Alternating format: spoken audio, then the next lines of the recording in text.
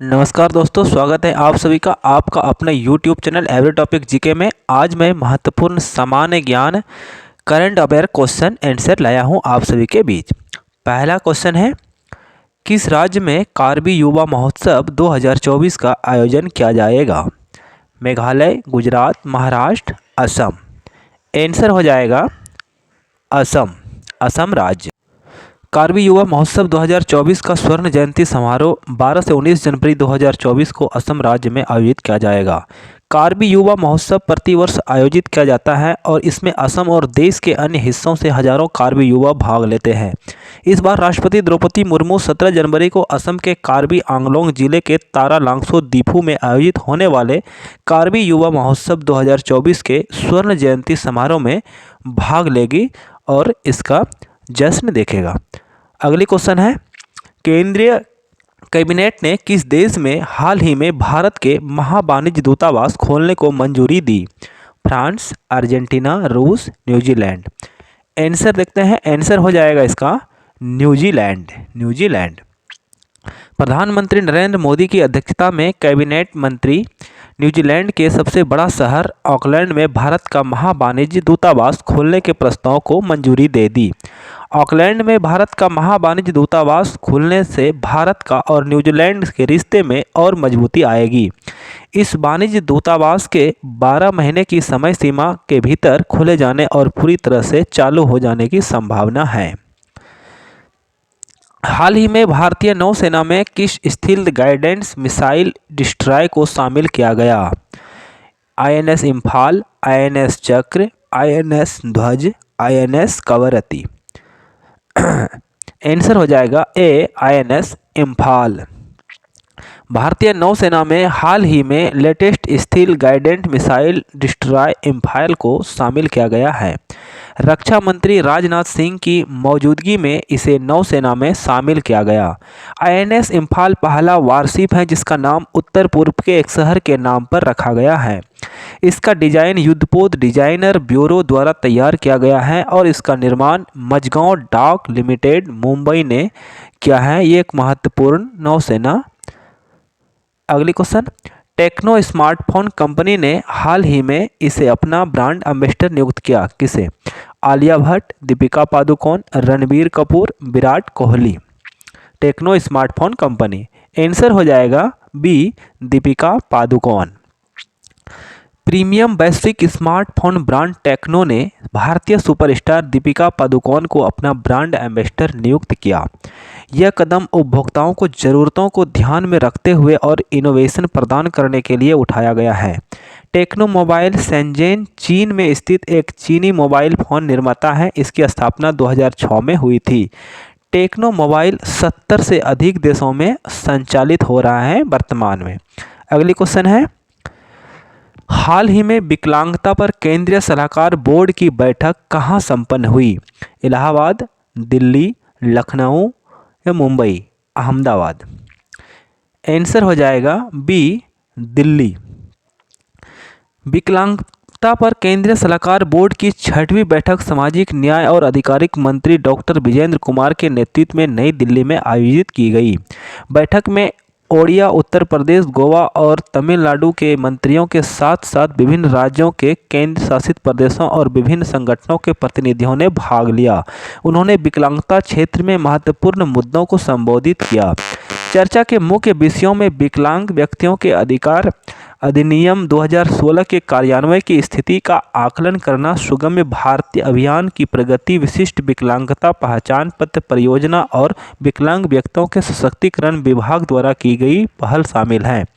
Board ने सभी राज्यों और केंद्रशासित प्रदेशों को RPWD अधिनियम को शीघ्रता से लागू करने के लिए प्रोत्साहित भी किया।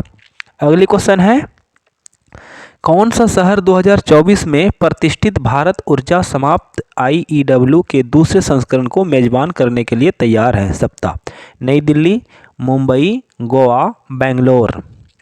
आंसर हो जाएगा गोवा, गोवा ऊर्जा सप्ताह। गोवा राज्य 6 से 9 फरवरी 2024 तक प्रतिष्ठित भारत ऊर्जा सप्ताह के दूसरे संस्करण की मेजबानी करने की तैयारी कर रहा है। यह कार्यक्रम भारत सरकार के पेट्रोलियम और प्राकृतिक गैस मंत्रालय के तत्वावधान में federation of Indian petroleum industry द्वारा आयोजित किया जा रहा है। IEW 2024 में 100 से अधिक देशों के 35,000 से अधिक प्रतिभागियों की मेजबानी की उम्मीद है। IEW के पहले संस्करण को 149 देशों के लगभग 37,000 उपस्थिति लोगों, प्रदर्शनियों और 326 कंपनियों और 80 से अधिक सम्मेलन सत्रों में 315 व्यक्तियों की भागीदारी साथ व्यापक सफलता मिली।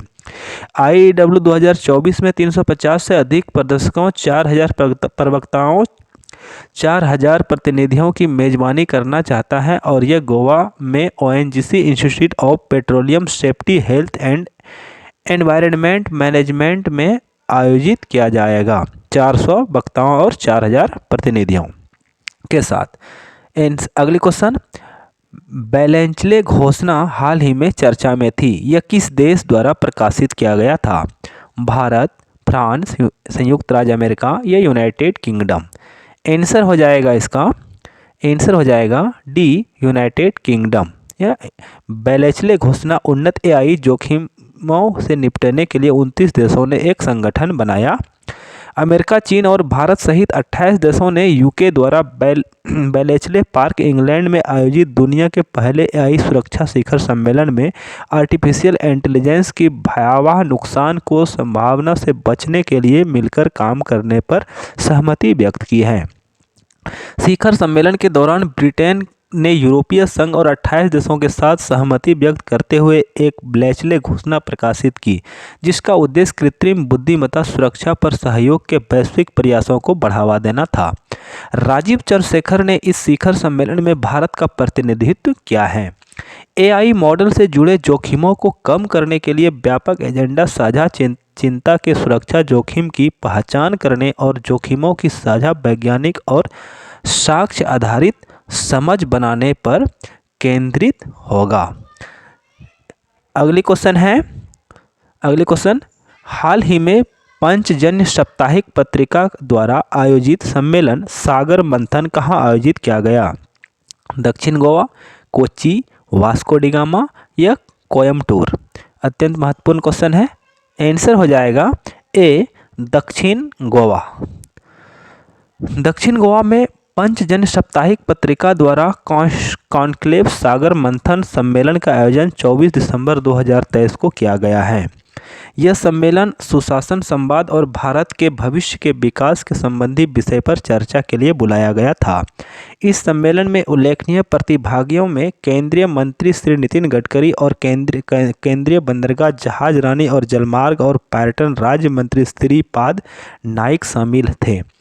वक्ताओं ने सतत और समावेशी आर्थिक विकास की आवश्यकताओं पर ध्यान केंद्रित किया, जिसका उद्देश्य समाज के सभी क्षेत्रों में विशेष गरीब को लाभ पहुंचाना है।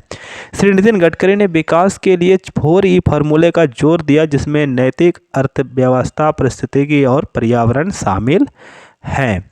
अगली क्वेश्चन है, 14 फरवरी 2024 को किस देश में PM मोदी ने एक भव्य हिंदू मंदिर का उद्घाटन करेंगे? London, United kingdom, Abu Dhabi UAE, Washington USA या पेरिस फ्रांस? नरेंद्र मोदी द्वारा। आंसर हो जाएगा बी, आबू धाबी UAE। संयुक्त अरब अमीरात UAE की राजधानी आबू धाबी में पहला भव्य हिंदू मंदिर खुलने जा रहा है। इस हिंदू मंदिर का उद्घाटन 14 फरवरी 2024 को भारत के प्रधानमंत्री नरेंद्र मोदी करेंगे। मंदिर आबू धाबी में अल आबका नाम की जगह पर 20,000 वर्ग मीटर की ज़मीन पर बन रहा है।